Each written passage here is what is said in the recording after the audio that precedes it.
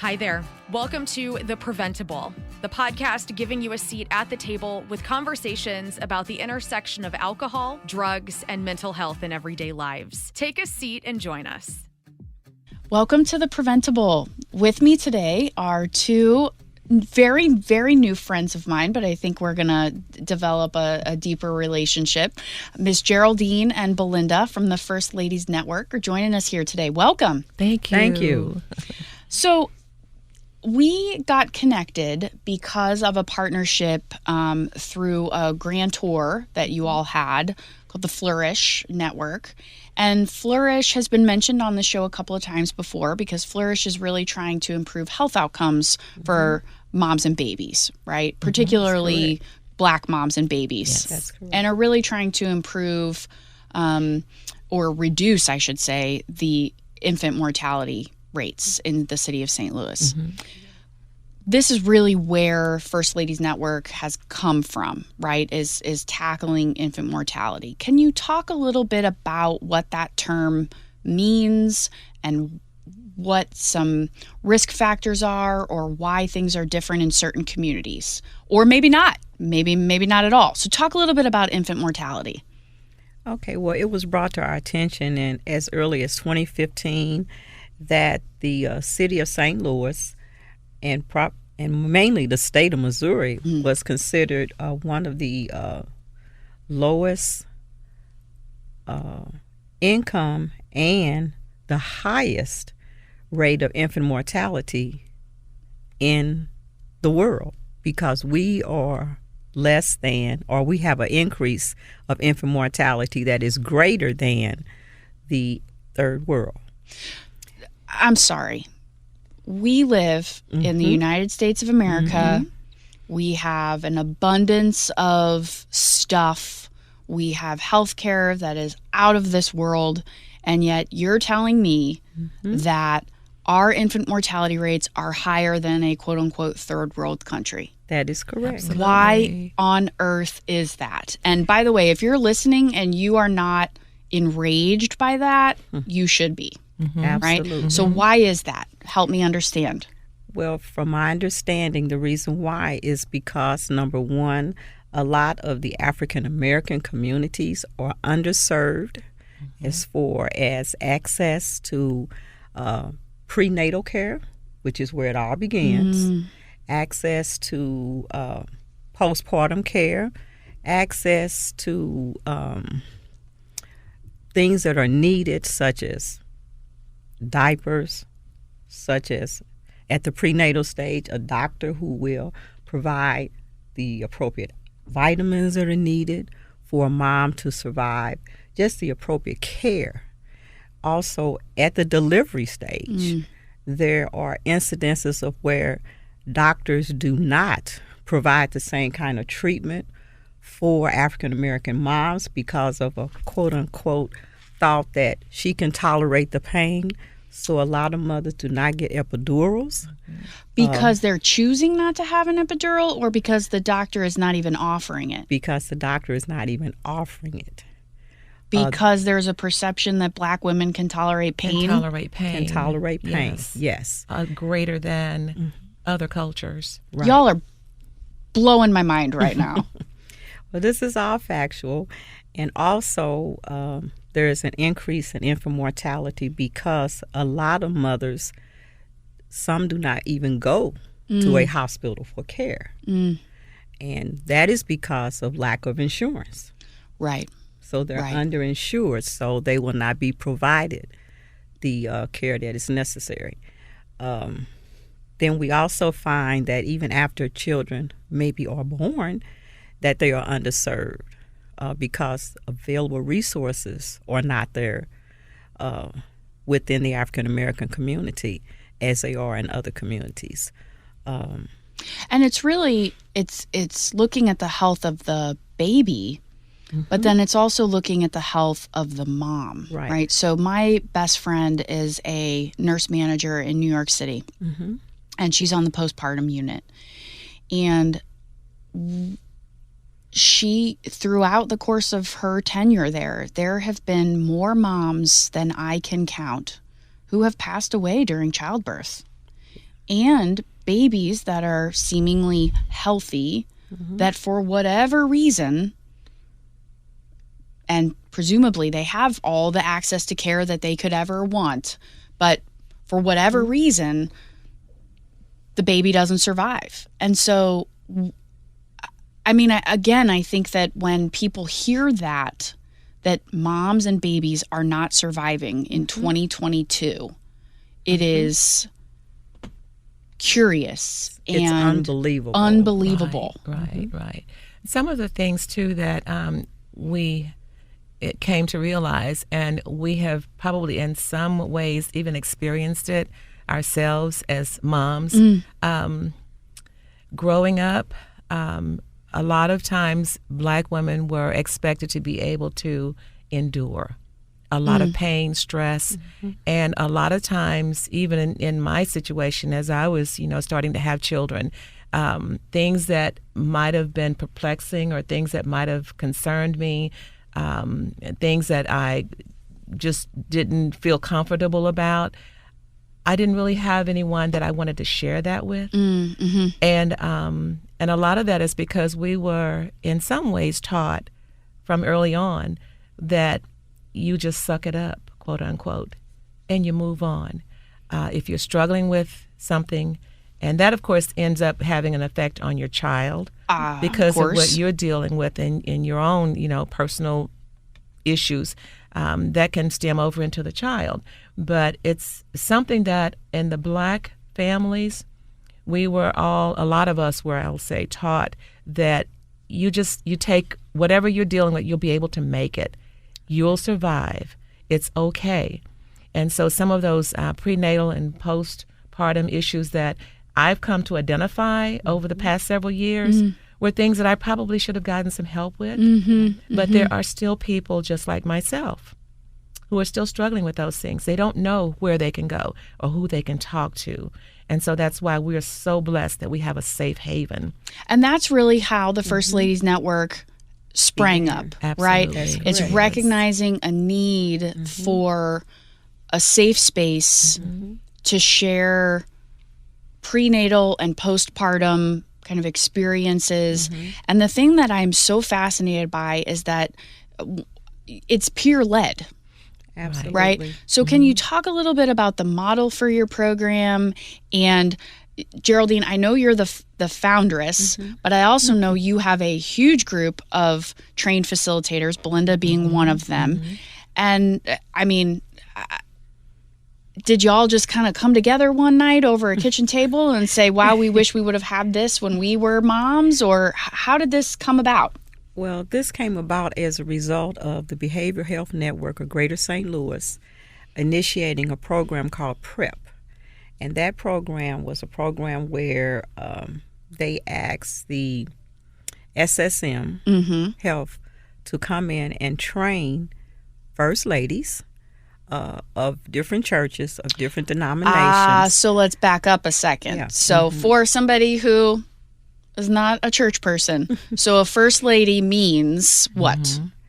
A woman who is married to a pastor, bishop of a church, who was interested in becoming a facilitator to assist in these peer-led discussions with prenatal and postpartum moms. So everybody who's part of the First Ladies Network is a first lady of a church. Well, that was the first premise. Oh, What happened was that some first ladies were not able to participate. And so what they did, they designated someone from their church to serve in that capacity. But the majority of them are first ladies. Okay. Got it. We also had some female pastors who were trained to facilitate peer-led discussions. So I would say that there may have been over 40 women who were trained to be facilitators for this PrEP program. And so under the auspices of Kim Martino Sexton, who works for SSM, she provided us, with lessons, and we did role playing on how we're to talk to the moms, how we're to get information from the moms so that we could assess their state of mind and then provide services for them. And so we first started out doing the facilitations in churches. And then when the pandemic came, then we went to Zoom. So, Belinda, you mentioned when we were talking before this that your role is really to listen. Absolutely. And not very long ago, I was a part of a workshop, and someone brought out a poem, and the title of the poem was Listen. And the gist of it was basically, I don't need you to fix my problem. I just need you to listen. And I've kind of taken that as a mantra. Just listen. Don't try to fix my problem. I've even, and this is somewhat comical, but men have a tendency to want to fix the problem. I'm not saying that, and please forgive me, guys, but it's true. It's become true. It's pretty obvious. They want to fix the problem. They're fixers. We're nurturers. Yes. Right. And so, with that being said, I even shared that with my husband, and I said, honey, I just need you to listen. Yes. And just validate what I'm saying, but just listen. So with the opportunity that we have now, we just want to listen. It's nice to level set a conversation to say, I don't need you to fix it. Right. I just need you to listen. Or I would like you to help me come up with some solutions. Right. Absolutely. It's nice whether it's, a conversation with a partner or somebody who happens to be male or just in general. It's nice to know, like, what do you want from me out of this conversation? Right. And if it's just you need somebody to hear what you're saying and shake my head every once in a while and say, I'm here for you, I can do that. And those are our responses. Yeah. We just listen. And sometimes even we're muted because the mothers, a lot of times, they basically are the ones who are conducting the conversation, but they're helping each other. Right.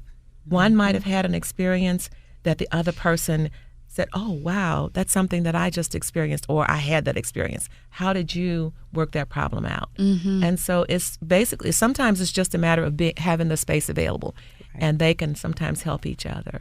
So what happens if you're listening to a conversation that's going on either in person or over Zoom, and there's some talk that is kind of raising the hairs on the back of your neck, where you're like, okay, I'm probably going to need to do something here.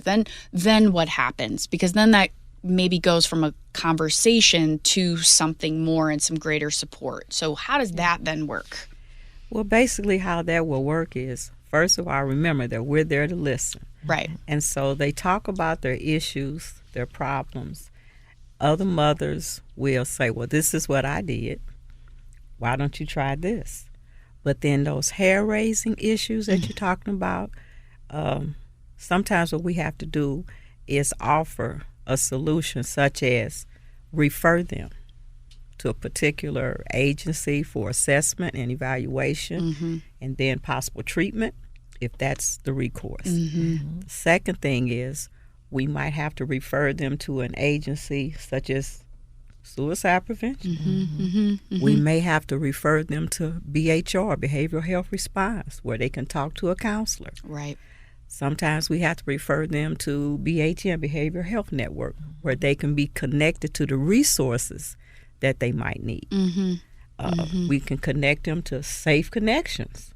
For sexual assault. For sexual assault. Or us for or substance use. That's right, for or, substance abuse. Exactly. So in addition to just talking, we also can introduce them to all the available resources to help them with their situation, be it small, medium, or large, or in an emergency. What does success look like for you in this work? Sometimes success at the end of a session is just seeing a smile on someone's face. We've had mothers who've come on the line and they have been at their lowest ebb tide. I mean, it's like they're just riveting, it's just so stressful. And some of them, majority of them, I would say, are single parents. And they might even have, issues with the children's father. Or, they've had a stressful day because the child has been sick. We've even had situations where the child, even one night where the mother was at the hospital with the child and actually decided to Zoom. So for me, and I believe for all of us, success is sometimes just seeing a smile on that person's face. They might have been crying, so many tears at the beginning, but in the end, they're smiling. That's success. Yeah. because that is actually what happens. They come on and they talk about their issues, and they have solutions for one another. And then they say, oh, I'm going to try that, And then, like she says, they come on real heavy.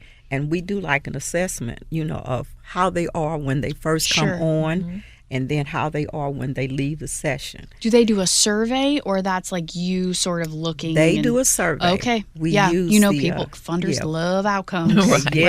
We use I think it's called the Eppendenberg survey, called EPDS. Okay, got it. And they complete that. They actually, let us know how they're feeling at the moment. And then at the end, how they're feeling. Well, we observe how they're feeling at the end. And like Belinda said, everyone pretty much has a smile on their face, But let me tell you what really happens for us, the facilitators. Oh, yeah. We are we're just overwhelmed, because we're women who have, like Belinda said earlier, had some of the same issues, but we didn't know it was postpartum depression. We didn't know we were suffering from anxiety. Right. And some of these young ladies, as she says, they're married. Most of them are single, but some of them are married, but they don't have the support that they need at home. And so guess what? That causes them to have postpartum depression. Right. And we hear so often about women who are not able, to care for their child after the child is at home. And we have a lot of women who come on and they're suffering from that postpartum depression, almost on the brink. Yeah. So these sessions are quite helpful. So I have no biological children. I have insurance. I am a resident of the city of St. Louis. I live a fairly comfortable, privileged life. What can I do to help?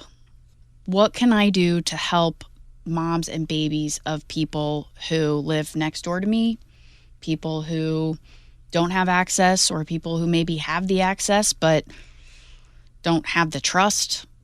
What can I do? You know us now. So if you come in contact with someone that you believe could be served by us, or receive some benefits from just being a part of our Zoom support line, refer them to us. Okay. And how would I do that? Tell the people out there listening who are also like, how can I help? How would people connect folks to you? We have a website. We would probably want to give them our phone line. And do you have that phone line number available? Well, right now that phone line number is 314-517-6472. Say it again for those in the back.